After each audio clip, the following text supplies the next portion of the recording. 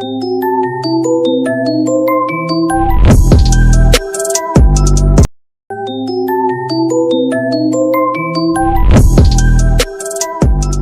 15 octobre 2024, mesdames et messieurs, bonjour et c'est reparti pour la revue des titres de ce matin que nous démarrons avec l'Observateur à sa une, lancement de Sénégal Vision 2050, les secrets du projet de Diomaye, l'appel du président, la demande de grâce du Premier ministre, le refus ferme des syndicats et la critique économique du référentiel.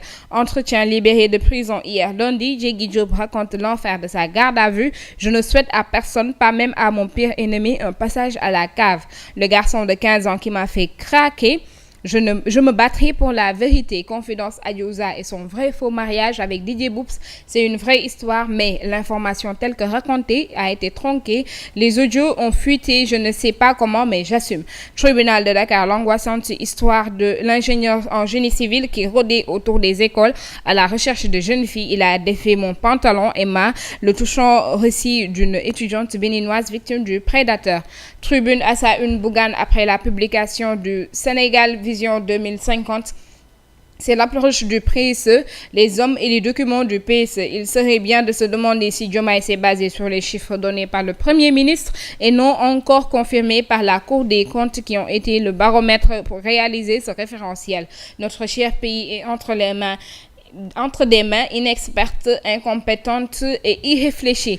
Toujours avec Tribune, situation catastrophique des cultures d'arachide, le gouvernement face au désespoir des paysans, les paysans qui ont emprunté dans les banques ne dorment plus, des mesures d'accompagnement attendues du gouvernement. Toujours avec Tribune, Abdourahmane Diouf compare le PSE à la vision 2050 en évoquant le cas Victor Ndiaye.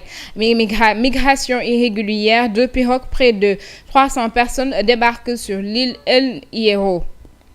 Nous poursuivons avec Source A à sa une audition hier par la section de recherche autour du véhicule qui lui a été affecté à l'ONAS par une société privée. La plaidoirie de Cheikh Dian, l'ex-DG de l'ONAS, a indiqué aux gendarmes que cette voiture qui fait tant fantasmer entre en droite ligne d'un appui institutionnel en faveur de certaines sociétés nationales par des sociétés privées. Nous poursuivons avec Besbi le jour à sa une, crue des fleuves Sénégal et Gambie. Le président Faye à Kédougou à partir de vendredi. Fatick collège catholique du Sine.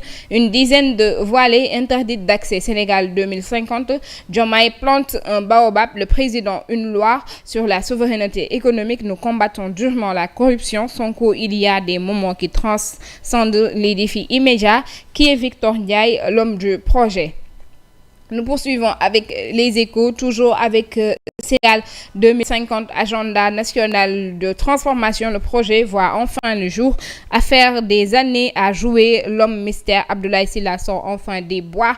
Toujours avec les échos, attentat à la pudeur avec violence. L'ingénieur en génie civil Kafay squatte l'ISM, invite une jeune fille à dîner et lui exige des faveurs. Rencontre avec le ministre des Sports reportée. Les lutteurs choisissent Malingom. Les promoteurs portent leur choix sur Bira Sène. Nous poursuivons avec Libération à sa une, malversation présumée à la Société Générale Sénégal. Ex-SGBS, le préjudice passe de 1,9 à 3 milliards de francs CFA. Une délégation judiciaire du doyen des juges relance l'enquête. Toujours avec Libération, crue du fleuve Sénégal, l'OMVS sonne l'alerte. Et nous terminons cette revue avec Tribune Sport à sa une, Pape Thiaw, coach intérimaire des Lions. Le Malawi a encore des chances de se qualifier. Ismaël Jacob manque à l'appel. Le reste du groupe opérationnel. Toujours avec Tribune, arène déjà en ébullition. Malingom et Bira Sène divisent les acteurs de la lutte. Deux camps se positionnent pour la présidence.